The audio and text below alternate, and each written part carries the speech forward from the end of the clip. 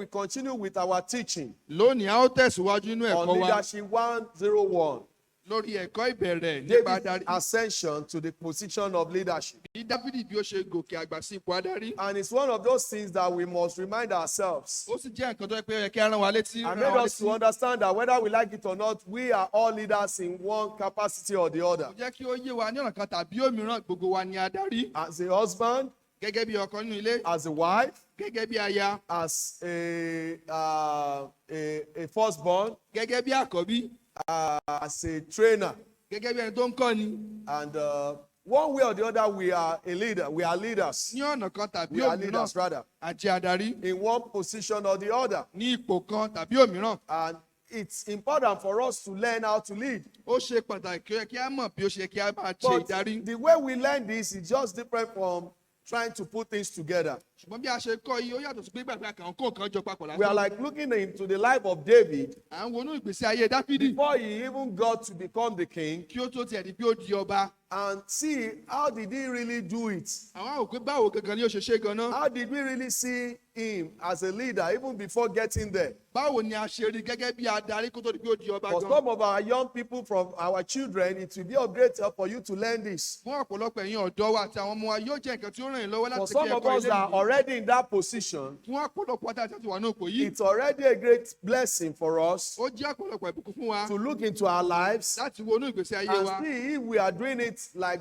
God wanted us to do Kí it. a wá wò bí a ń ṣe é gẹ́gẹ́ bí Ọlọ́run ṣe fẹ́ kí a And ṣe if é. there are things that needs to change, that we'll be able to change. Tó bá yẹ pé àwọn kan wọ̀ tó yẹ kí a yí padà. Last láti yí week, padà. we looked at, I don't want to do the recap from the beginning, Mi ò fẹ́ sọ̀rọ̀ púpọ̀ lórí nǹkan tí a ti sọ̀rọ̀ lórí rẹ̀ tẹ́lẹ̀ but sẹ́yìn. last week, Ṣùgbọ́n lọ́sẹ̀ tó kọjá, we said a leader a sọ wípé adarí must be careful about people saying. ó ní láti ṣọ́ra nípa nǹkan tí àwọn ènìyàn ń The other sọ. one must be careful about what people say. Ó ní láti ṣọ́ra nípa nǹkan tí àwọn èèyàn ń sọ nípa rẹ̀. It's very much important Ó ṣe pàtàkì from the life of David nínú ìgbésí ayé Dáfídì when he was ascending to leadership bí ó ṣe ń gòkè àgbà sí ipò adarí. that we notice that he was careful about what people say, A what rí they i are pé ó saying. kíyèsára nípa nǹkan tí àwọn ènìyàn ń sọ. I said last week, I said a leader must be careful, whether a leader or aspiring leader, must be careful about people's praise. A ní pé adarí tàbí ẹni tí ó ń gbèrò láti darí ó ní láti ṣọ́ra nípa ìyìn àwọn We must be ènìyàn. careful about the true praise. A ní láti ṣọ́ra nípa ìyìn tí ó dára And tó we jò must tọ́. also be careful about the tainted praise. Àti láti ṣọ́ra nípa ìyìn tí kò tọ́ tí ò ṣe òtọ́. Sometimes people will praise us, Ọ̀pọ̀lọpọ̀ àwọn èèyàn yìí wá true praise. ìyìn tó tọ́. And if we are not careful, Tí a bá sì ṣọ́ra, we allow that to get into our head àjẹkẹ́lẹ́ yòówù wa lórí. and we misbehave. A wà ṣíwà wù. We eventually don't get to know how to lead A again. wà rí i pé a ò mọ̀ bí ó ṣe kí á darí gan. And sometimes people will give us tainted praise. Ọ̀pọ̀lọpọ̀ ìgbà yóò sì fún wa ní ìyìn tó yẹ pé yóò bà lórúkọ jẹ́. No, Tí yóò tọ̀nà.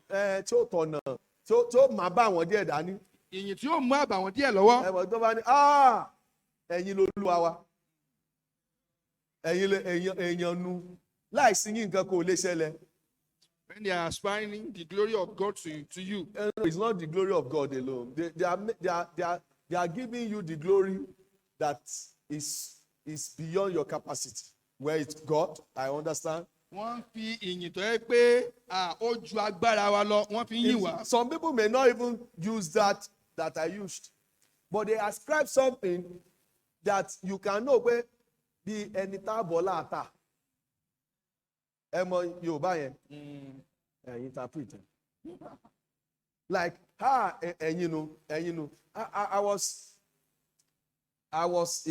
I guess it's a Nigerian movie. O pé bẹ́ẹ̀ nínú That somebody said, tí ẹnìkan sọ wípé a man passed in front of the house. ẹnìkan kọjá nínú Ẹ jẹ́ sọ Yorùbá kẹ́yìn interpret. Ó wá páàkì, ó wá hànú sí woman yẹn pé mo fẹ́ béèrè nǹkan lọ́wọ́ yín ni. He was asking, I want to ask something from you. Máa yẹn wá ní, woman yẹn wá ní, ẹ bí mi lẹ̀. Man, I said, leave me Àwọn alone. tèmi máa ń pọ́nlé, The only people I give praise to òun lo lówó tèmi jẹnu owó wọn. are the people that I enjoy in their riches. Tí n bá ti jẹnu owó yín nǹkan yín lé. If I don't enjoy anything from their riches, I will not praise you. Ní máa yẹn náà bá wò ló bá ní ṣe yẹn wá ló lé mbẹ. And the man said, okay, if that's what you want, Èèyàn ńlá ni mo ń rí bí, àṣé èèyàn ńlá mo ń rí bí. then he started praising Yóò the dà man. fún It's going to be well with you. ẹ̀yin lẹ́ni gbogbo ayé o ló bá bẹ̀rẹ̀ lọ́rọ̀ bá yí padà. And the story now changed. So that's how some are. bí àwọn kan ṣe rí leléyìí. They taint the praise. Wọ́n fi àbàwọ́n Not díẹ̀ true sí yìnyín praise. náà kò ń ṣe èyí tó Maybe tọ́. because of whatever it is that is coming in. bí a torí nǹkan tàbí òmìnira tí ó ń wọlé Maybe wá. because of whatever it is that they taught. And the praise will be tainted, and eventually, if you are not careful, wàá rò pé mo ti débi tí mò ń lọ. èyí náà yóò wà ní àbàwọ́n to the extent that we think that we have gotten to where we are going to. We must be careful about people's praise. a ní láti ṣọ́ra nípa ìyìn àwọn The ènìyàn. true one. èyí ó jẹ́ òótọ́. Even when I saw that in the life of David, when they say David's slay is, Saul slay is 1,000, David is 10,000. The Bible didn't tell us that David even paid attention. a rí i pé ńgbà tí wọ́n yin Dáfídì pé ó pa Did ẹgbẹ̀rún. a rí i pé David Dáfídì ò slay tẹ́tí sí. Goliath? Yes, which worth 10,000, of course. ṣé Dáfídì pa Gòláyà lóòótọ́ tí ó tó. That was a true praise. a rí i pé lóòótọ́ àti pé èyí tó tọ́ ni. He didn't even pay attention to that, kò tiẹ̀ rí ní tẹ́tí sí nǹkan tí wọ́n ń sọ gan. and so on and so forth. àti bẹ́ẹ̀ bẹ́ẹ̀ lọ. So also, bákan not náà only should we be careful about the true praise, about people's praise, wọ́n ṣe pé ó yẹ kí a ṣọ́ra nípa ìyìn àwọn ènìyàn and we nìkan. said we must be careful about people's pronouncements. a ní láti ṣọ́ra ní nǹkan tí àwọn ènìyàn ń sọ. We must pay attention to their a ní pronouncements. láti ṣọ́ra nípa nǹkan tí wọ́n ń sọ. What did they pronounce to kí ni nǹkan David? tí wọ́n ń sọ sí kí wọ́n They, nǹkan tó the followers even spoke in the name of the Lord. àwọn tó ń tẹ̀lé lẹ́yìn wọ́n tún sọ̀rọ̀ ní orúkọ Olúwa. They said, this is the day that the Lord said he will give you his servant. Wọ́n ní He will slay your enemy. òní ni Ọlọ́run sọ pé òun ó fi ẹ̀mí àwọn ọ̀tá rẹ̀ lé ọ lọ́wọ́. And it was to David ó wá dàbí sí Dáfídì something that could have been trashed out ó wá dàbí with, nǹkan tó or ń pè nǹkan tó that, bí. that could have, David could have looked at it and said, hey, keep quiet. ó yẹ kí ó dàbí pé ọ̀rọ̀ tó yẹ kó Don't- ló pé ẹ̀dá kẹ́ don't say that. ẹ má sọ nǹkan báyìí mọ́ o.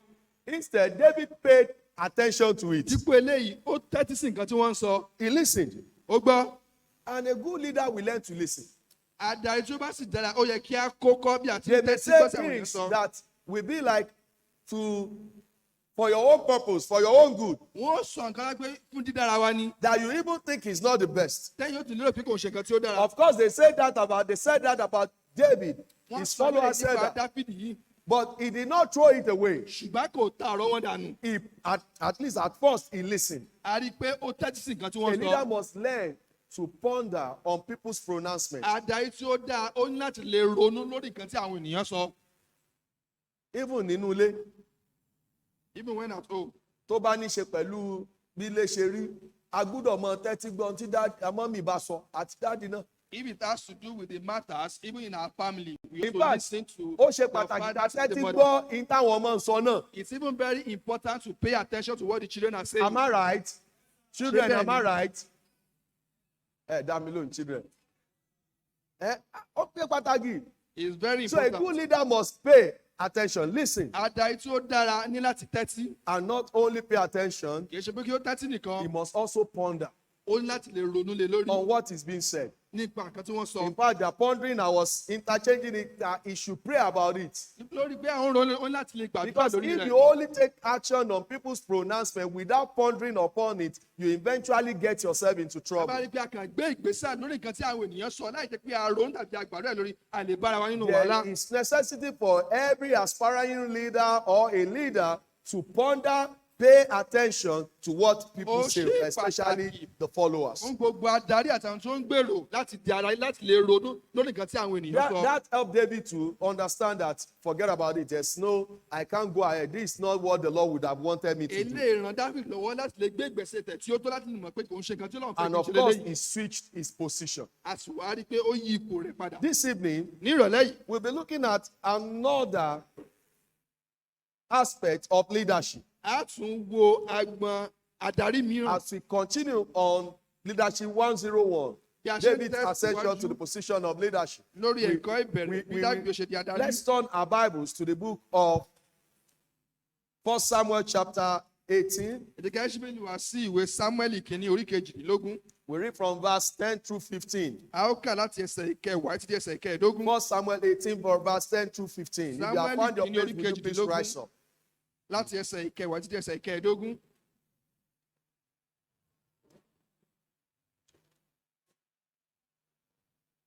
Okay. From verse 10 through láti ẹsẹ̀ 18. ìkẹwàá títí dé ẹsẹ̀ ìkejì. Did I say? Ẹsẹ̀ ìkẹẹ̀dógún. Yes. 1 Samuel chapter 18. Samuel kìíní orí from verse kejìlélógún 10. láti ẹsẹ̀ ìkẹwàá. The Bible says, Bíbélì sọ wípé and it came to pass, let's read responsibly. ẹ jẹ́ kí a jọ kà á ní àkàgbà. And it came to pass on the morrow that the evil spirit from God came upon Saul, and he prophesied in the midst of the house. And David played with his hand as at other times. And there was a javelin in Saul's hand altogether now. And Saul cast the javelin, for he said, I will smite David even to the wall with it. And David avoided out. Lẹ́ẹ̀mejì. And Saul was afraid of David, because the Lord was with him, and was departed from Saul altogether. Therefore Saul removed him from him, and made him his captain over 1,000. And he went out and came in before the people. And David behaved himself wisely in all his ways, and the Lord was with him. Wherefore, when Saul saw that he behaved himself very wisely, he was afraid of him. Father, Lord, we pray this evening that you speak to our hearts. Amen. Bless our heart this evening. Amen. We don't want our coming here to be in vain. Rather, we want to be blessed by you. We pray, Lord God, that you open our heart to the truth of your word. Amen. That we'll be able to have a take home from your word. Amen. For in Jesus' name we pray. Amen. Amen. Let's be seated. Ẹ jẹ́ kí a jókòó. So we found out that there's another aspect to leadership. A rí i pé agbọ̀n mìíràn tún wà sí As adarí. David was ascending to the position of leadership, Gẹ́gẹ́ bí Dábìdì bí ó ṣe ń gòkè àgbà we sípò found adarí. something that is not common, A rí nǹkan tí kò wọ́pọ̀ or that I can say is not normal, tàbí tó yẹ pé kò bójúmu that David did. tí Dábìdì ṣe. And we need the wisdom of God to apply this. A sì nílò ọgbọ́n Ọlọ́run láti lè mú eléyìí lò. But I believe if we follow the scripture, Ṣùgbọ́n mo gbà pé tí a bá tẹ̀lé ọ̀rọ̀ Ọlọ́run, we can't go wrong a ò on lè this. ṣìnà lórí eléyìí. The next thing I saw Nǹkan kan tí mo tún rí is that leadership is about sureness. pé adarí ó wà nípa pé nǹkan tí ó dá wa lójú. I use sureness for the sake of alliteration. But it's about trust. Pé a lè gbẹ́kẹ̀lé. The word sureness, according to Merriam-Webster Dictionary, define sureness as a state of mind in which one is free from doubt. Ó ní pé ipò ọkàn tó yẹ pé ipò tí ọkàn wa wà kò sí iyèméjì níbẹ̀. Ṣé yóò níyèméjì pẹ̀lú yàn? Pé ó dá mi lójú pé gbogbo ẹ̀ dá. I'm very sure that all things are going And well. he said, leadership is about sureness, trust. Ipò adarí ó sì wà pé a ní ìgbẹ́kẹ̀lé. From the passage we read, Láti ibi tí a kà yìí, we found out that there were a lot of things against David. a rí i pé ọ̀pọ̀lọpọ̀ nǹkan ni ó lòdì sí Dáfídì. But if there's something that David exercised in this passage of Pé scripture, kan tí a bá rí kan tí Dáfídì tí ó ṣe níbi tí a kà it yìí, was trust. a rí i pé ó ní ìgbẹ́kẹ̀lé. Every aspiring or people that are already in leadership position need to learn to trust. Gbogbo ẹni tí ó jẹ́ adarí tàbí tí ó ń gbèrò láti jẹ́ adarí ní láti kọ́ bí a ṣe ń gbẹ́kẹ̀lé. Trust is one of those qualities that helps a leader to achieve his or her goal. Ìgbẹ́kẹ̀lé ó jẹ́ nǹkan tó ó ràn ọ̀pọ̀lọpọ̀ adarí láti pé wọ́n mú èròǹgbà wọn I ṣẹ. must tell you, it's hard for people to trust. Mo sọ fún pé ó nira fún ọ̀pọ̀lọpọ̀ èèyàn láti lè And gbẹ́kẹ̀lé. it's also hard for you to find trustworthy people. Ó sì jẹ́ nǹkan tí ó nira láti jẹ́ ẹni tí a lè fọkàn tán. I remember somebody saying this. Mo rántí pé ẹnìkan sọ eléyìí. He said, Ó sọ wípé I don't trust anybody. mi ò gbẹ́kẹ̀lé mi ò gbẹ́ ẹnìkankan gbọ́. I don't trust anybody. Mi ò nígbàgbọ́ nú ẹnikẹ́ni o. And when people started to look at him, Nígbà tí àwọn ìwà bẹ̀rẹ̀ sí ní wò, you don't trust anybody. ò gbẹ́ ẹnìkankan gbọ́. So ẹgbà mi gbọ́. So you don't even Before they start asking questions, he Because said, the problem is I very don't big. even trust my, Èmi gángan ò gbára mi gbọ́. I don't even trust myself. Èmi gángan ò gbára mi gbọ́. Àwa mélòó la wà ń bí tá àgbàrá wa gbọ́? How many of us are here that we don't trust ourselves? Ẹ ṣeun. Àwa kan wà báyẹn tó jẹ́ pé àgbàrá wa gbọ́ pa lè jí owó.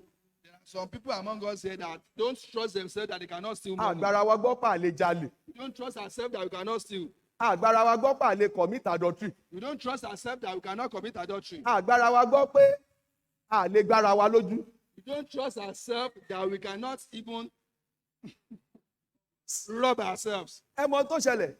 You know what is Ẹni tó happening? sọ is just trying to still prove that he doesn't trust anybody. Not that he doesn't trust himself. Kì í ṣe pé torí pé kò gbára rẹ̀ gbọ́, ó kàn sọ pé òun ò gbẹ́ ẹnikẹ́ni gbọ́ ni. And eventually, thank you, Pastor. If you don't trust anybody and you don't trust yourself, then you are not trustworthy. wọ́n á gbọ́ wàá gbẹ́ nìkan kan gbọ́ tó o gbára rẹ gbọ́ ajẹ́gbà lè gbára lè wọ̀ gan náà lè gbà wọn náà gbọ́. Can't you still, do you get what I'm saying? ṣé nǹkan tí mo sọ yé yín. Check, but if you can't trust anybody, anything, no work on so. But I'm just saying that person. That if you say, I don't trust anybody, I don't even trust myself, then how will I trust you? báwo lè gbọ́ ṣe wá gbàdúrà ẹni bẹ́ẹ̀ gbọ́. And leadership is about trust. ipò adarí ó sì wà ní ipa pé a lè gba nǹkan gbọ́. There's a need for us to trust. ó ṣe pàtàkì fún wọn láti lè gba nǹkan A gbọ́. leader must be able to trust the follower. adarí láti lè gba àwọn tó ń tẹ̀lé lẹ́yìn The gbọ́. follower must be able to trust the leaders. àwọn tó ń tẹ̀lé lẹ́yìn láti lè gba adarí The wọn problem gbọ́. we are having in our country today is the issue of trust. ìṣòro tí a ń lórílẹ̀‐èdè wa lónìí ó ní wàhálà àti lè gbani gbọ́. We don't trust our leaders. àgbà àwọn adarí wa gbọ́. Our leaders don't trust us. àwọn adarí wa náà tún gbà wá gbọ́. Àbí bẹ́ẹ̀ kọ́ ni. dáná sùn. They don't. Wọ́n So gbà wá we gbọ́. have issues of trust. ẹgbẹ́ ní ìṣòro And ìgbanigbọ́. when you have issue of trust in your family, tá a bá tún wà ní ìṣòro àti gbara ẹni gbọ́ nù ìdílé wa. it's a great issue. wàhálà gidi ni o. When you have the husband that doesn't trust the wife, tá a bá ní ọkọ tí yóò gba ìyàwó rẹ̀ gbọ́. when you have the wife that doesn't trust the husband, bí ìyàwó tí yóò gba ọkọ rẹ̀ gbọ́. when you have children that can't trust their parents, dárí àwọn òbí tí wọn ò gba àwọn ọmọ tí ò gba bí wọn gbọ́. there is a great problem. wàhálà gidi ó ń bẹ o. But in the life of David, ṣùgbọ́n inú ìgbésí ayé dáfídì. we found something that a character that we found an attribute a rí that àmúyẹ kan we should all learn from. tó yẹ kí àwọn náà kí ó kọ́ láti I bẹ̀. don't know how easy it will be for us yóò to, ṣe rọrùn fún wa sí. but as we continue our study on leadership, ṣùgbọ́n bí a ṣe ń tẹ̀síwájú náà ẹ̀kọ́ wa nípa adarí. we are challenged by David's ascension to the position of leadership a pè wá níjà nípa bí dáfídì bí ó ṣe gòkè àgbàṣepọ̀ adarí. to first trust our captain. láti jẹ́ pé àkọ́ àgbà adarí wa gbọ́. That's our leader. adarí wa a ní láti gbà Trust gbọ́. our captain. kí àgbà adarí wa gbọ́. As we look at leadership, it's about sureness. bí a ṣe ń wò pé adarí ó wà nípa ìgbára ẹni gbọ́. He said we should trust our captain. ó ní kí àgbà adarí wa Look gbọ́. at what the Bible. Let's look at First Samuel chapter 18, 17 through 19. ẹ jẹ́ kí a wo ẹsẹ̀ ìkẹtàdínlógún sí ẹsẹ̀ ìkọkàndínlógún 17 Samuel to kìíní 19. I orí will go back to kejìlélógún. our text. màá tún padà síbi tá a kà yìí o. 17 to 19. Look at this. There's something there. He said, and Saul said to David, behold, my elder daughter, Merab, how will I give thee to wife? Only be thou valiant for me, and fight for the Lord's battle. For Saul said, let not my hand be upon him, but let the hand of the Philistine be upon him. And David said unto Saul, who am I? And what is my life, or my father's family in Israel, that I should be the son-in-law to the king? But it came to pass at the time when Merab, Saul's daughter, should have been given to David, that she was given unto Andrel, the Meolatite, to wife. What do you think about that? kí la rò nípa eléyìí. Do you think David is supposed to have even trusted Saul at all? ǹjẹ́ a lérò pé kí dáfídì kí ó gba sọ́ọ̀lù gbọ́ bí? David pé màá fún ọmọ mi. the extent that I will marry my And daughter. David was getting to a stage of saying, Dájú èmi wa náà. dé pé Ṣó yẹ kí David gba Saul gbọ́ débẹ̀? was David supposed to trust Saul to that extent? Mo ń béèrè ni. I'm asking. The weather is getting cold. tútù ti mú. So if I'm not careful, I will lose your attention. àmà aṣọ màá rí pé ilé tẹ́tí sí mi Ṣó mọ́. yẹ kí David gbàgbọ́? was David supposed to trust Saul? Naturally. Ṣó yẹ kí David gba Saul gbọ́? Ẹ jẹ́ kí n sọ̀dí fún wa. let me tell you the reason.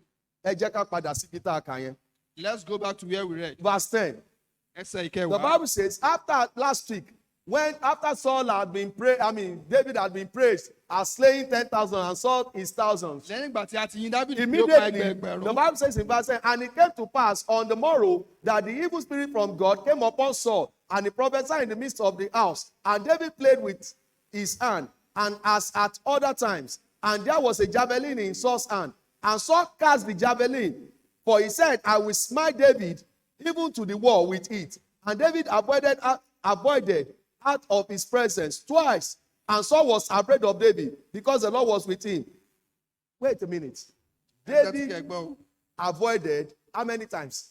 ẹ̀mélòó ni Dáfídì sá lọ fún idà Sọ́ọ̀lù. So Saul was trying to kill him Sọ́ọ̀lù ń gbìyànjú láti pa twice lẹ́ẹ̀mejì within a space of a short period of time, ní àárín tí kò pẹ́ síra wọn. and he avoided it. Ó sì sálà In fún other ìdà. words, David escaped. A rí i pé Dáfídì idà yìí kò bá. Àwa lọ síwájú. Then we proceed. Saul wá ní mo fẹ́ fún ọlọ́mọ mi. Ṣé ẹ gbọ́? Yorùbá ní Saul now say, I want to marry tọ́lọ́ bá my ti daughter to fọ̀tẹ́ you. ẹni hàn ni kò lè pani mọ́. Just Àbí like bẹ́ẹ̀ kọ́ ni Yoruba adage. ṣé ó yẹ kí David tún gbàgbọ́ pé kò sí wàhálà? Was David supposed to because tell Saul that there is no The problem? Bible made us to understand it was like David was even amazed, excited. Bẹ́ẹ̀ jẹ́ kí ó yé wa pé ó ya David lẹ́nu. I'm going to be the king's in-law. Màá di àná ọba. I will fight the battle. Màá ja ogun yìí. I will do whatever you want me to do. Màá ṣe nǹkan tẹ́ bá fẹ́ kí n ṣe. But it was a lie. Ṣùgbọ́n irọ́ ni.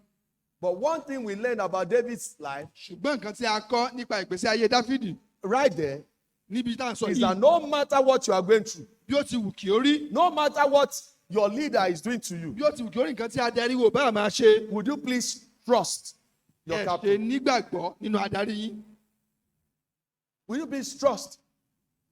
David at that time supposed to have done the worst. Ó yẹ kí Dáfídì kí ó ti ṣe nǹkan míì níbi tí a At kà that yìí. time, Ní àkókò yìí. you should have said, away with Saul. Ó yẹ sọ pé kí Sọ́ọ̀lù mo bá tiẹ̀ lọ kí Ẹ mo tó bá fẹ́ tẹ̀lé pa lọ. mí. The person that wants to kill me. Àbí kí la máa ń sọ? Téèyàn bá fẹ́ pààyàn, tẹ́ owó ètò èèyàn náà bá kọ́kọ́ bà á. Kò burú.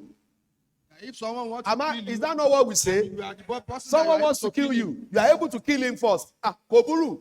But still David didn't do it. But David ò ṣe bẹ́ẹ̀. And that person that wanted to kill him Ẹni tó wá fẹ́ pa á yìí gangan. came back to him and said, I want to Ó wá wá give sọ́dọ̀ you rẹ̀. my daughter. Ó ní mo fẹ́ sọ ọ́ di And àná David mi. still trusted him. David gba ẹni náà gbọ́. You said, David must be stupid. You will A say. lè sọ pé bẹ́ẹ̀ ó dà pé David orí rẹ̀ ò pé David níbí o. wasn't stupid. Kì í ṣe pé orí David ò pé o. Look at something there. Ṣùgbọ́n ẹ jẹ́ á wo nǹkan níbẹ̀. Look at that verse 11. Ẹ jẹ́ kí á wo ẹsẹ̀ The ìkọkànlá. Bible says, verse 12 rather, Ẹsẹ̀ ìkejìlá. Saul threw the javelin against David. Sọ́ọ̀lù ó ju ọkọ̀ sí But in David. verse 12 Ṣùgbọ́n ní ẹsẹ̀ ìkejìlá. of chapter 18, the Bible says, and Saul was what? Of who? Why? Sọ́ọ̀lù sì bẹ̀rù Dáfídì. Kí ló dé?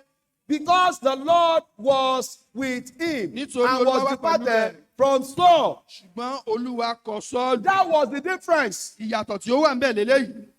It's not the fight is not going to be about Saul. Ìjà yóò kó ṣe nípa ti Sọ́ọ̀lù. Saul will never be able to overcome David. Sọ́ọ̀lù ò ní lè borí Dáfídì. So far, David is always in his place or in a good fellowship with his Lord. Níwọ̀n ìgbà tí Dáfídì tí ó bá ti ní ìbáṣepọ̀ tí ó tọ́ pẹ̀lú Ọlọ́run rẹ̀. The Bible says in Proverbs chapter 16 verse 7, Bẹ́ẹ̀ni sọ́nù ìwé òwe orí kẹrìnlélógún. when a man's way please the Lord, Nígbà tí ọ̀nà ènìyàn bá tẹ́ Ọlọ́run he lọ́rùn, maketh even his enemies to be at peace with him. a máa jẹ́ kí àwọn ọ̀tá rẹ̀ kí ó wà ní àlàáfíà pẹ̀lú The rẹ̀. more Saul was casting, Ọkọ̀ tí Sọ́ọ̀lù tí ó ń jù sí Dáfídì. you know, the person that's supposed to have upper hand was Saul. Jẹ́ pé ẹni tí wọ́n kí wọ́n rẹ̀ kí ó wà lókè òní Sọ́ọ̀lù. Èmi mo ṣàfẹ́ pa. I'm the one I want to kill. But instead, Saul was the one afraid, Ṣùgbọ́n dípò bẹ́ẹ̀, Sọ́ọ̀lù gangan lẹ̀rù ń bà. and David was trusting.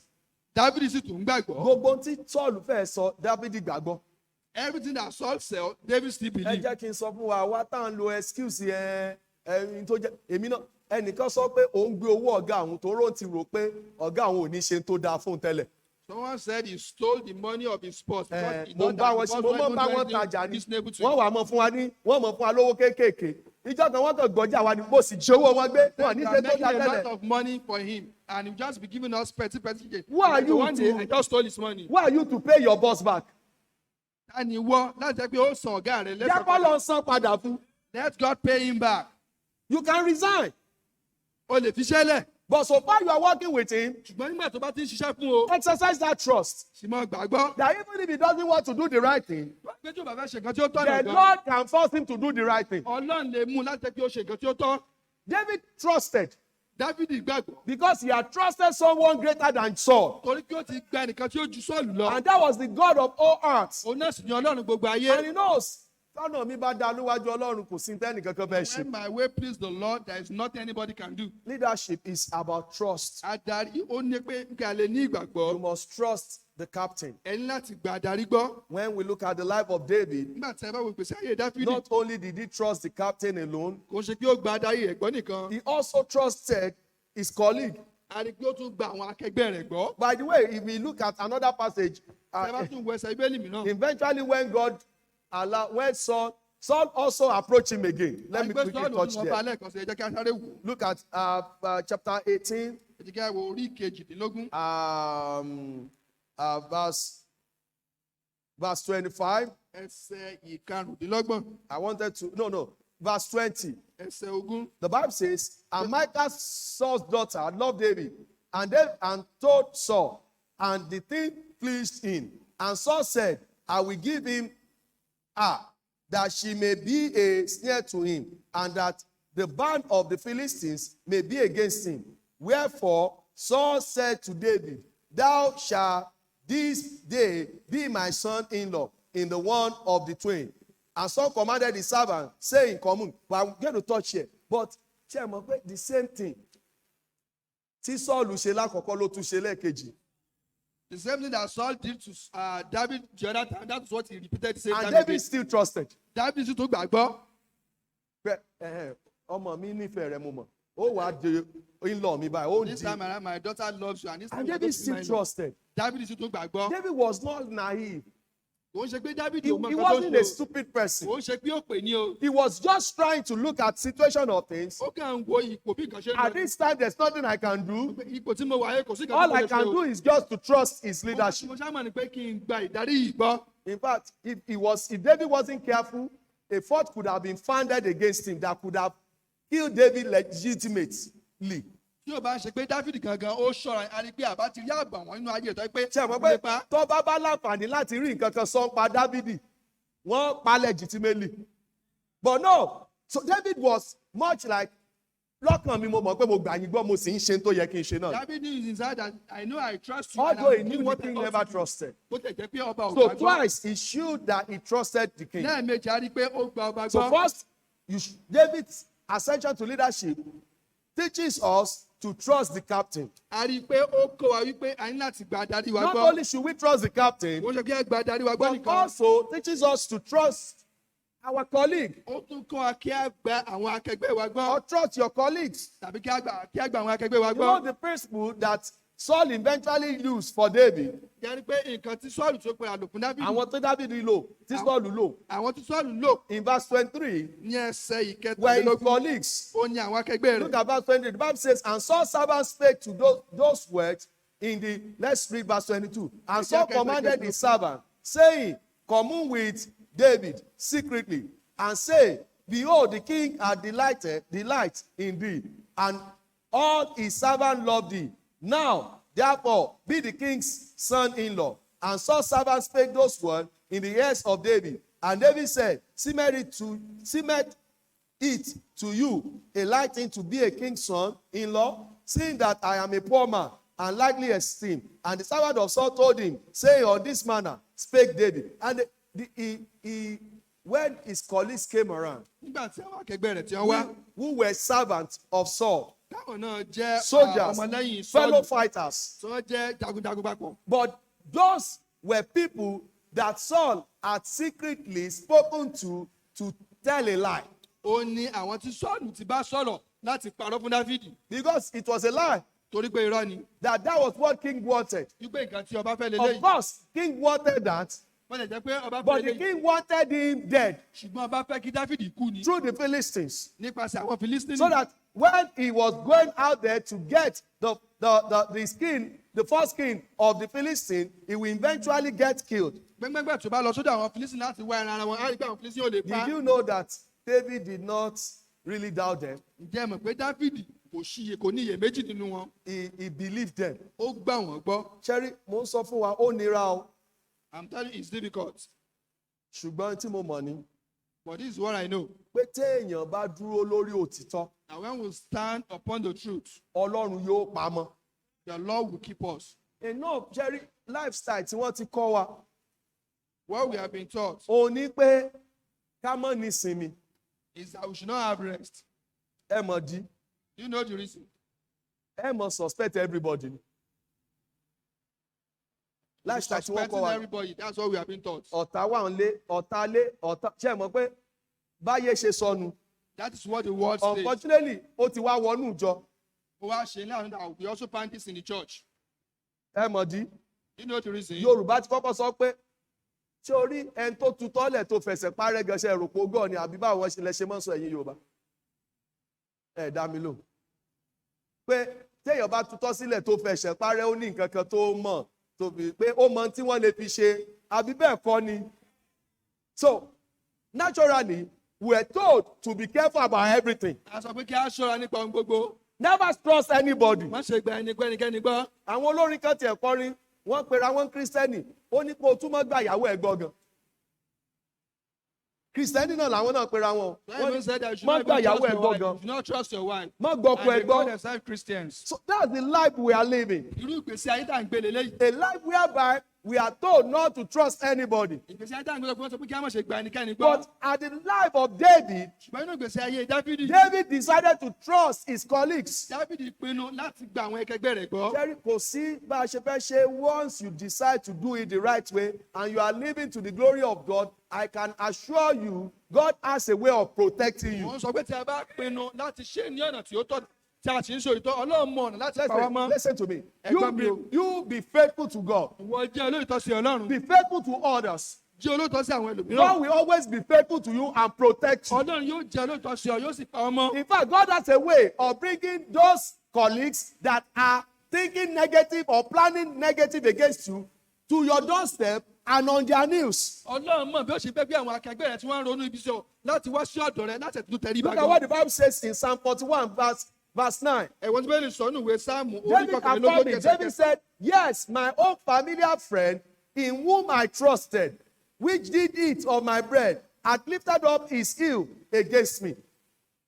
He affirmed it. David kan sọ. That it's not that David was just saying more, but he said, I trusted what? Ó ní pé mo gbà wọ́n gbọ́. Òjò tó rọ̀ lálẹ́ yìí.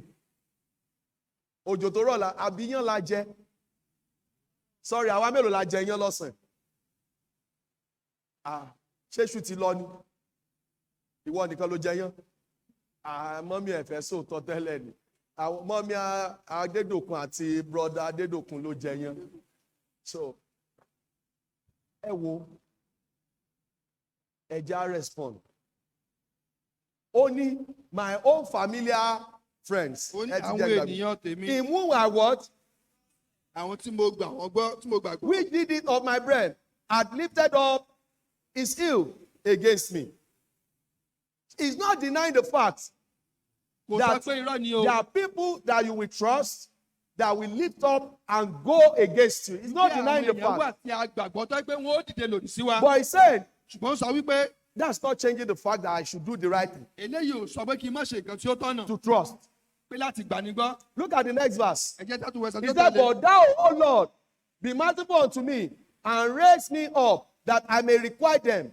By this I know that thou favorest me, because my enemy doth not triumph over me. As for me, thou opposest me in my what? In my what? And settest me before thy face forever. Blessed be the Lord God of Israel from everlasting to everlasting. Amen. In other words, maybe he said, I trusted you. That's why I was able to trust them. And you protected me. Don't let your situation or whatever it is that you are going through or whatever people say make you to start to be suspicious of everyone. Ẹ̀yin èèyàn wa, a ní nísinmi tá a bá fẹ́ mọ suspect everybody. We will not have rest tí a bá ń fura sí gbogbo ènìyàn. Ṣé ẹ gbọ́ mi? Ṣé rẹ̀ ń tí ò ní fọkànbalẹ̀ láyé jùlọ? The person that don't have rest of mind in this world. Òun ni ẹni tó jẹ́ pé kò gbà àyàn gbọ́, kò gbára rẹ̀ gbọ́. Unfortunately, kò tún gbọ́ Ọlọ́run gbọ́. He is a person that do not trust people, do not trust himself, and do not even trust in God. Tó bá ń lọ wájú báyìí tẹ́ ẹ bá gbọ́wọ́ dúró lẹ́yìn báyìí, yóò ní wọ́n fẹ́ gé òun ládàá ni. pé tí ẹ bá kàn ní bóyá ẹ mọ̀ lọ́wọ́ wájú wa tí wọ́n kàn ṣe báyìí ẹ wẹ̀yìn ṣé ni wọ́n fẹ́ bẹ́ mi ládàá ẹ tí ì rírú àwọn èèyàn báyẹn rí in fact wọ́n lè sọ àlá wọ́n á rò àlá fún yín bí ìgbà tó jẹ́ wípé ojúkorojú ló ti ṣẹlẹ̀ ṣe ẹ ti rírú àwọn èèyàn báyẹn rí ṣe rí ni máa yẹn bá ń bọ̀ wọ́n wá gbébọn bíi 12 dání wọ́n wá yín kẹ̀kẹ́ mo wá ní orúkọ Jésù nígbà tí Ọlọ́run ṣe ojú gbogbo wọn Mr. Adékànbí wà ń bẹ̀ Mrs. Adéwálé wà ń bẹ̀ pé sẹ́yìn o Mrs. Ajánlé kòkò ní gbogbo wọn bá ibo lẹ ti rí ojú àlá ni mi ò lè lọ́pọ̀lọpọ̀ and they start to fight wrong battles. wọ́n á bẹ̀rẹ̀ sí máa ja ogun tí kò tọ́. mo mọ ọ̀pọ̀lọpọ̀ tí ò ní ìsinmi lónìí. I know a lot of people that do not have rest today. All because my colleagues in the office they are after me. Wọ́n mọ̀ pé mo ń ṣe dáadáa ni. They know that I'm doing well. wọ́n mọ̀ pé ọ̀gá fẹ́ràn mi. They know that the boss wọ́n mọ̀ loves pé me. mo máa listen tó bá jẹ́ bẹ́ẹ̀ náà ni ṣé wọ́n ló fi ra rẹ síbẹ̀ ni. Are you the one that put yourself in that position? Who put you there? Ta ló fi ọ́ síbẹ̀? God, who is able to protect you? Ta ló lè pa ọ́ mọ́? ẹ má sọ fẹ́ nìkan kan o. Don't tell anybody o. dánú rò ni o. Just keep it to yourself. Ibi tó o ti sọ̀rọ̀ síta náà o ò ní sọ fẹ́ni tó tún lè ràn ọ́ lọ́wọ́ náà. When you are keeping everything to It's good yourself, to be not careful. someone that can help you. Hello, it's good to be careful. Ó dáa láti ṣọ́ra lóòótọ́. It's good to be to look around, to be watchful, to look around, and I don't know the word, the vocabulary to use there. To be cautious of things around you. Ó dára láti kíyèsára nígbà But tó ń ṣe some láyìíká wa. people have gotten to a stage whereby they don't even trust their captain, they don't trust their colleagues. Báwo ló mi ti dé ìkórìkà tó pé wọn ò gba adarí wọn gbọ́, By the way, wọn ò dá àwọn ẹgbẹ́ this wọn is not gbọ́. in my notes, but some people have gotten to the extent that they don't even trust their family. Àwọn ló mi ti wá dé ìkórìkà pé wọn ò gba àwọn ẹbí wọn gbọ́. Wọn ò gba brother gbọ́, Wọn ò gbẹ̀gbọ́n gbọ́. wọn ò gba sister gbọ́. They do not believe their sisters. Àwọn míì tún wá dé stage pé wọn ò gba ìyàwó gbọ́. Some people don't even trust their wives. Mo ti wà ní irú ìjọ bẹ́ẹ̀ rí I've been in such church. tó jẹ́ pé pastor gan ni ó ríran sí ọkọ. The pastor that will see a vision about the husband. Ṣé o rí contract tó fẹ́ lọ gbà? Má sọ fún ìyàwó ẹ o. That contract that you are pushing, don't tell your wife. Ọlọ́run sọ fún mi wípé kí n sọ fún yín pé òun ló ń dènà rẹ̀. God asked me to tell you that your husband that is against you. Nígbà yẹn ó máa ń dàbẹ́ ni pé obìnrin nìkan ló lájẹ̀. Fáwọn tá a bá lọ ru church bẹ́ẹ̀ ó máa ń dàbẹ́ ni pé obìnrin nìkan ni àjẹ́. Àtàwọn ìyá táwọn ọkùnrin eléjọ ọ̀yàyàkuyà ni. Tó bá jẹ́ bẹ́ẹ̀ náà ni ṣọ́kùnrin ò lájẹ̀ kò lóṣó ni. Ẹ̀yin ìyá ẹ̀ dàn ni. Ṣé ẹ mọ oṣù ọkùnrin ni? Ṣé wọn ní? But when you go to such a place, you get to a stage whereby Nígbà tí a bá dé irú ìjọ you don't even know who to trust. The normal thing your wife will do to you, they tell you, tó o bá ti délé nìṣẹ́ rí, yóò ṣọ̀yàyà sí ọ kí ìyàwó rẹ lè jú mọ́ ni. Wọ́n tún lè sọ yóò lè jú mọ́ ni tó o bá ti dé torí pé ó fẹ́ kó o jà. You don't know whatever it is. Many are built up never to trust. Ọ̀pọ̀lọpọ̀ ènìyàn ni a ti kọ́ pé kí má ṣe gba ní So for gbọ́. someone that doesn't trust his family, Wẹ́n tí kò wá gba ẹbí rẹ̀ his gbọ́. brother, his sister, his Kò gba ẹgbẹ́ whatever, rẹ̀ gbọ́. Kò gba arákùnrin rẹ̀ think gbọ́, about arákùnrin it. Will gbọ́. such a person trust the colleague? Ìjà wo ṣerú ẹbẹ́ ṣé ó gba akẹgbẹ́ rẹ̀ gbọ́ bí? But David is teaching us the word of God is teaching us through David's example of ascension to leadership that we are to trust, even despite the fact that we know that people may be against us. Ṣùgbọ́n ọ̀rọ̀ Ọlọ́run ń kọ́ wa ní ìrọ̀lẹ́ bí a ṣe di adarí tó dáa ni pé kí a gba akẹgbẹ́ wa gbọ́. No wonder Psalm 23 was written. Torí ẹ̀ náà ṣe kọ ìwé orin Dáfídì orí That we have the Lord is my shepherd. Kí Olúwa ni olùṣọ́ I ẹ̀gbọ́n shall not. èmi kì yóò ṣe aláìní. Amen. I want to see if I have it there. He said, he said in verse 4, I guess, Ó ní ẹsẹ̀ kẹrin, at verse 3. ẹsẹ̀ kẹta. No, verse 4. He said, yeah, though I what? Walk through the valley of the shadow of death. I will what?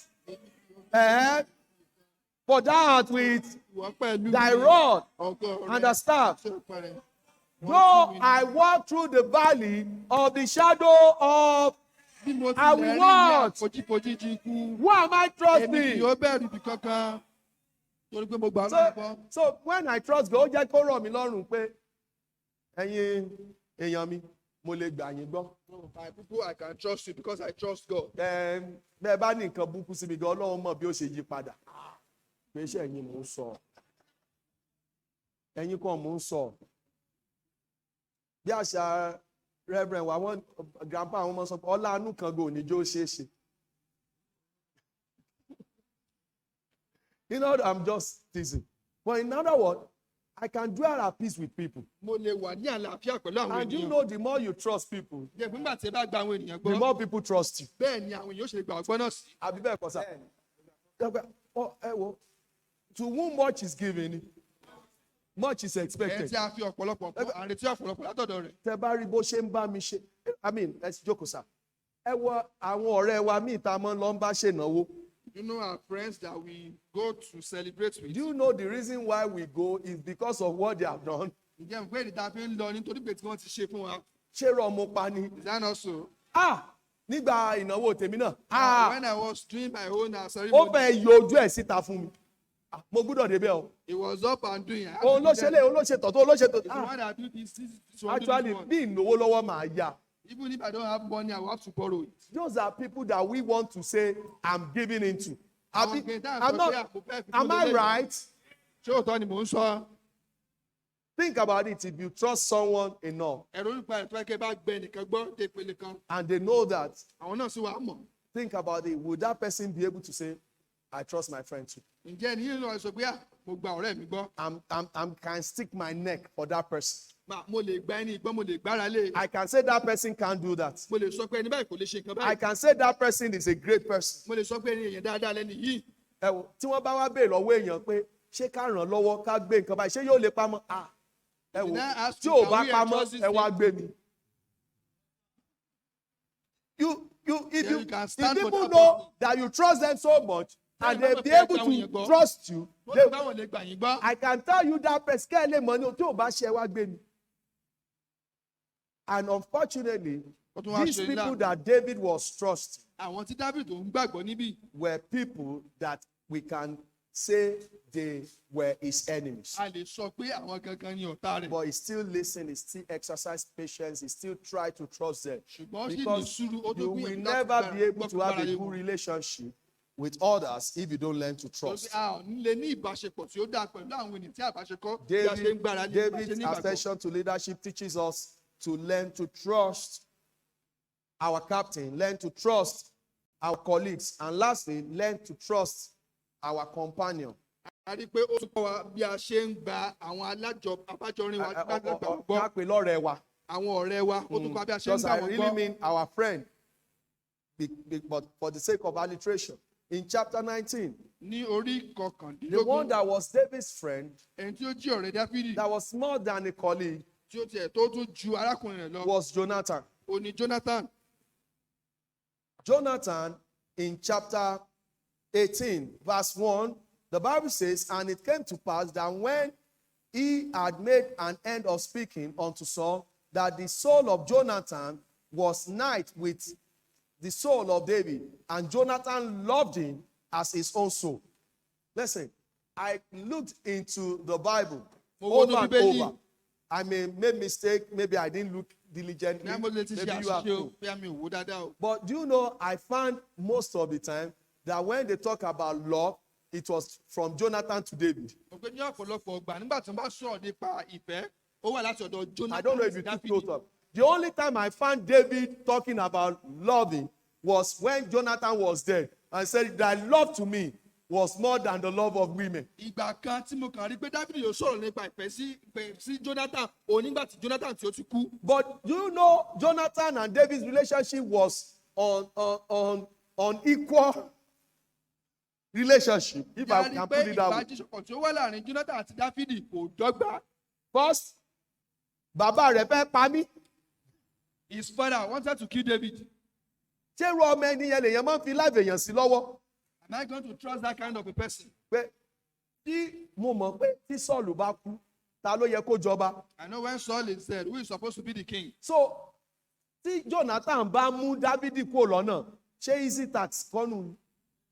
If Jonathan now gets At that time, is that not an easy task? people can really poison our hearts. Ní àkókò a rí pé àwọn ènìyàn wọ́n lè da nǹkan tí ò tọ́ sí wa lọ́kàn. ṣé o ṣe mistake?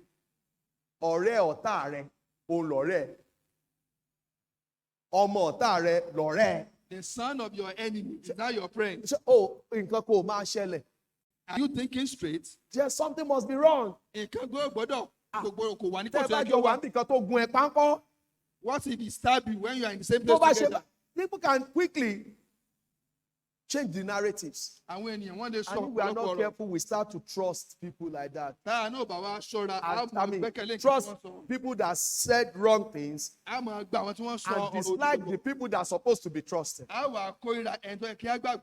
Do you know Jonathan did love David? Ǹjẹ́ mọ̀ pé Jonathan ò fẹ́ràn Dáfídì? In chapter 19, did you know that Jonathan first went ahead, looked to his daddy, and tried to tell David, I don't think my daddy. At the time in chapter 19, Jonathan was defending his daddy. A rí pé ní ìlú kan ní orí kọkànlá, a rí pé Jonathan. Look at verse 19. The Bible says, and Saul spake to Jonathan, his son, and to all his servants, that they should kill David. But what? You are not there with me. But what? Jonathan, Saul's son, delighted much in David. And Jonathan told David, saying, Saul, my father seeketh to kill thee. Now, therefore, I pray thee, take heed to thyself until the morning, and abide in a secret place, and hide thyself. And you can continue. And by the time Jonathan found out that his father won't do that, he came to David. Jonathan gbé bàbá rẹ̀ David lọ was síbẹ̀. restored. A rí pé Dáfídì á dá padà bọ̀ sí ipò. We found out that Saul tried it again. A rí pé Sọ́ọ̀lù ó tún gbìyànjú láti pa. And through friendship with Jonathan, A rí pé nígbà ìbádọ́rẹ̀ pọ̀ pẹ̀lú he Jonathan. was able to escape. A rí pé ó lè sá àsálà fún ẹ̀mí rẹ̀. Ayé gbẹgẹ́ lóòótọ́. The word is very bad. But tá a bá ṣọ́ra àti ẹ̀ ní gbẹ nìkan kan gbọ́. But if you are not careful, you will not be able to trust But anybody. mo fẹ́ sọ fún wa pé the first thing that we supposed to have But once is you go start- out there with trust Pé nǹkan yẹn àkọ́kọ́ tó yẹ kí a kọ́ ni pé kí a lọ síta pẹ̀lú ìgbọ́kànlé. and let the other person prove himself wrong. Kí a wá rí i pé àní tó wà ní agbọn kejì o. If òun ni you ògbẹ́kẹ̀lé are ó ṣe a nǹkan tí kò leader, tọ̀nà. trust your followers. Tó bá jẹ́ adarí ní ìgbẹ́kẹ̀lé nínú àwọn àtọ́ntẹ̀lẹ̀ lẹ́yìn. Trust your husband. Gbẹ́kẹ̀lé ọkọ rẹ. Trust your wife. Ní ìgbàgbọ́ nínú àyàwó rẹ. Trust your children. Ní ìgbàgbọ́ nínú àwọn ọmọ rẹ. Trust your parents. Ní ìgbàgbọ́ nínú àwọn òbí rẹ. Trust your co-workers. Ní ìgbàgbọ́ nínú àwọn akẹgbẹ́ gbọ̀gẹ́jọ́ Trust your colleagues. Ní ìgbàgbọ́ pẹ̀lú àwọn akẹgbẹ́ rẹ. Trust people around you Ní ìgbẹ́kẹ̀lé pẹ̀lú àwọn ènìyàn tí wọ́n wà until láyìíká they rẹ. prove negative. Títí tí wọ́n fi ṣe nǹkan tí kò So that tọ̀nà. ìgbà tó bá ṣe tí ò yẹ kí wọ́n yẹ lọ pa, now I know who you are. When David got to know that Saul wasn't who he's supposed to be, Ìpè Sọ́ọ̀lù ò jẹ́ tó yẹ kí ó ṣe jẹ́. mọ̀ pé David sá. A rí pé David now Ṣé àbí ò sá? David Ó fled. sá. So it wasn't that David was like, I will stay till Saul kill me. No. He needed to run, but he exercised trust. Ṣùgbọ́n a rí pé ó ní ìgbẹ́kẹ̀lé. And what with Jonathan, if David had started with not being trustworthy, trusting anybody, Tó bá gbé David bẹ̀rẹ̀ pẹ̀lú pé kò ní ìgbẹ́kẹ̀lé choosing nínú not to ẹnikẹ́ni. trust anybody, Ó yàn láti má ní ìgbẹ́kẹ̀lé nínú ẹnikẹ́ni. he would have missed Jonathan. A rí i pé kò lè jẹ́ ọ̀rẹ́ pẹ̀lú Jonathan. And Jonathan was a great instrument Jonathan ó sì jẹ́ irinṣẹ́ kan that tí ó the lágbára Lord used to save tí Ọlọ́run lò láti rí i pé ó lè sá from being àsálà fún killed ẹ̀mí by rẹ̀ Saul. láti jẹ́ pé Sọ́ọ̀lù ò rí Torí pa. tí Dávidi bá wà ń bí oúnjẹ ń jọ, Sọ́ọ̀lù ò bá rí pa. What Because he if planned David everything. was the To the leader extent that that night, David would was, be killed. Saul was ready to even, he needed to throw, was it a javelin against Jonathan? He was angry that David was not there. Inú bí Sọ́ọ̀lù kirikiri torí pé David ò sí níbẹ̀. But David wasn't there simply because someone said, I know you trust me and I love you. Pé David ò sí níbẹ̀ torí I'm pé ó going ní to find ìgbẹ́kẹ̀lé out for you. nínú Jonathan torí pé Jonathan ó ṣe ìwádìí. Let's build leadership that way, Ẹ jẹ́ kí a rí i pé a ní àmúyẹ yìí on trust. lórí ìgbẹ́kẹ̀lé. When trust is gone, Nígbà tí ìgbẹ́kẹ̀lé tí ó bá you won't tán, have a good leadership style a ò ní lè ní àmúyẹ adarí tí ó dára. and you won't have a good follower. A sì ní àwọn ọmọ ẹlẹ́yìn tí ó Mo dára. mẹ́nìkan I know someone. tó jẹ́ wípé tí wọ́n business wọn ó máa ń lọ on vacation ni tí wọ́n bá nílò láti travel kúrò country. tí wọ́n bá ti nílò láti jáde báyìí business gbogbo oya ẹ ti pa ìjọ wọn bá tún wọlé tí business yóò resume bó kù ọjọ́ kan kí wọ́n mọ ní ẹ̀mí kan ló kù lẹ́nu ẹni yìí mò ń lọlé business mi wọ́n bẹ̀rẹ̀ iṣẹ́ padà agbúdọ̀ wọ́n tún nígbà tí gbogbo ó bá ṣe àti business wà ó ṣùgbọ́n ẹni tó ń sáàkì ni wọ́n bá kú ẹgbọ́n kí wá ló kù ẹni tó ń sáàkiri fún business tí ò trust anybody àti ẹni tí ò trust àti business ó dá gbogbo ẹ̀ lẹ̀ o. Why don't we just take things like that and say, àwa lọ́dọ̀ Mama Adéoyè níjọ́ kan, and she was saying this, she said, àwọn mọ̀ọ́mọ̀ dé stage yẹn pẹ̀lú business àwọn pé táwọn bá lọ sẹ́kọ̀ọ́ lọ ra nǹkan ọjà, àwọn èèyàn mọ̀ ní, báwo alẹ́bílẹ̀ àwọn ọmọọṣẹ́ mi nì, mo ní ọ̀gá kan tó ń bá mi mọ́ nítorí, àwọn ọmọ yà wọ́n ti kó yín lọ́jà ẹ̀jẹ̀ wọn kò ṣe rọ́lọ́rọ̀ ó fìyà pípò yẹn jẹ wọn, yóò wá rí wọ́ọ̀dè mi gbé mi gbà wọ́n gbọ́.